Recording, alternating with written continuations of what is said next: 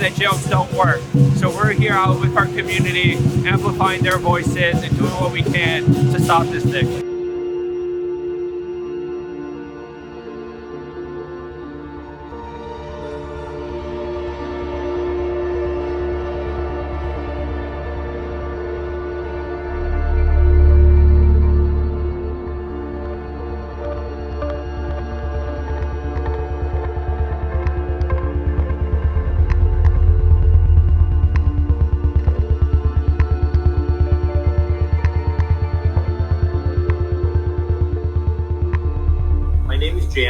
I'm a third-generation Chinatown resident. I'm one of the co-founders of Neighbors United Below Canal.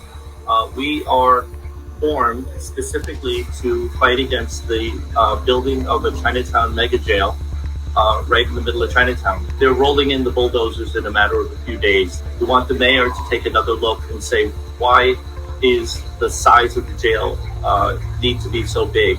Did the city prove the fact that they did not take into account other alternatives than to tear down two buildings and build one gigantic one?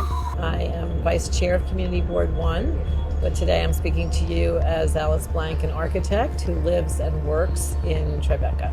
I know I very much support the closing of Rikers Island as we know it today. That said, I believe that as an architect, the solution is not in a new building. You know, on the site of where they want to put this mega jail, there's already two jails. One was built in the 1920s, the other one was built in the 1980s.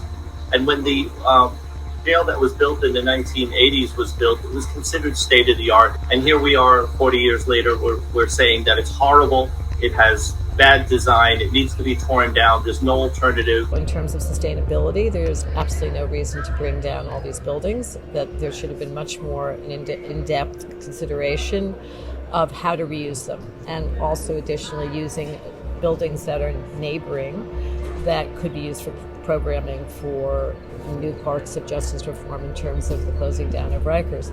The former head of at the Mayor's Office of Criminal Justice, Elizabeth Glazer, produced with another gentleman a really excellent report on how we go ahead to close Rikers, and identifies that these very large-scale buildings are not the answer. This is somebody who was the author of the original borough-based jail plan, stating maybe we really need to look at this a little bit more carefully. The potential for harm is great. The potential for loss of business is great. The potential for disruption to the daily lives of several 100,000 people who live in the neighborhood is great. Has the potential to cause premature death of some of the people who are living on the jail campus because there's a low-income housing residence right there for seniors. Will be a lot of problems with construction business, construction traffic, and polluted air, the way to bring it down floor by floor. So we will be a lot of construction for the next maybe 5 years at least. Our business will be slowed down. I know it will be slowed down, but I don't know how much slowed down, how much I can hold on it. So if that's too much, then I have to go. I mean, I have to let the family business and go for somewhere else.